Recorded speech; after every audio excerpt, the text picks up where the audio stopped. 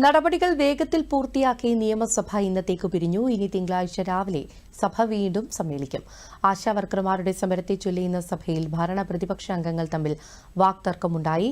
വിഷയം സംബന്ധിച്ച് സമയം കൂടുതലെടുത്തെന്ന കാരണത്താൽ പ്രതിപക്ഷ നേതാവിന്റെ വാക്കൌട്ട് പ്രസംഗം സ്പീക്കർ തടസ്സപ്പെടുത്തിയതിനെ തുടർന്ന് പ്രതിപക്ഷം നടുത്തളത്തിൽ ബഹളം വെച്ചു.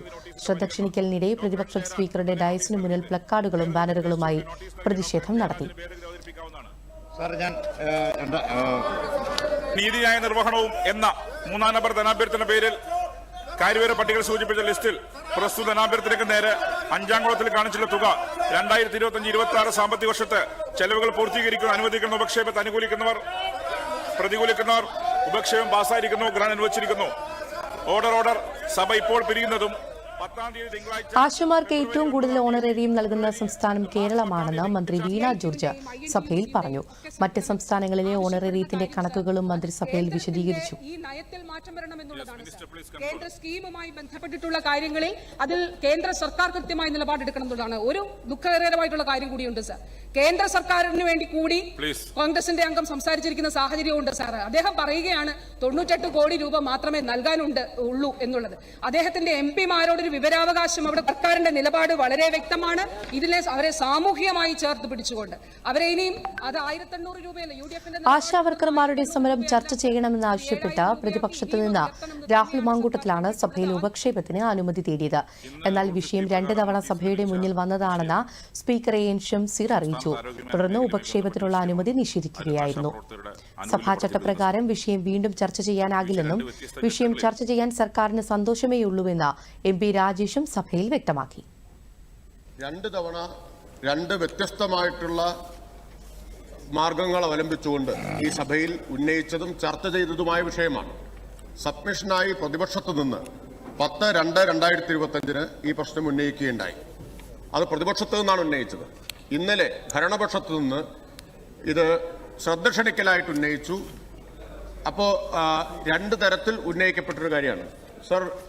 ചട്ടം 52 നിയമസഭയുടെ നടപടിക്രമവും കാര്യനിർവഹണവും സംബന്ധിച്ച ചട്ടങ്ങൾ. ആശാവർക്കർമാരുടെ വിഷയം ശ്രദ്ധ ക്ഷണിക്കലായാണ് കഴിഞ്ഞ ദിവസം സഭയിൽ വന്നത്. അടിയന്തര വിഷയമായി ചർച്ച ചെയ്യേണ്ട ഒരുപാട് കാര്യങ്ങൾ ആശാവർക്കർമാരുമായി ബന്ധപ്പെട്ടുണ്ടെന്നും പ്രതിപക്ഷ നേതാവ് VD സതീശൻ സഭയിൽ അറിയിച്ചു. ഇങ്ങനെ ഒരു പരാമർശം നടത്തിയത് ചെയറിനോട് ചെയ്ത് ശരിയായില്ല.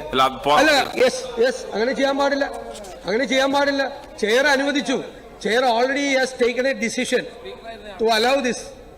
അതിനുശേഷം സ്പീക്കറായിരുന്ന ഒരാൾ പാർലമെന്ററി കാര്യമന്ത്രിയായി അതിനൊരു ഒബ്ജക്ഷൻ പറയുന്നത് ദർ ഈസ് ആൻ ഇംപ്രോപ്രിറ്റി.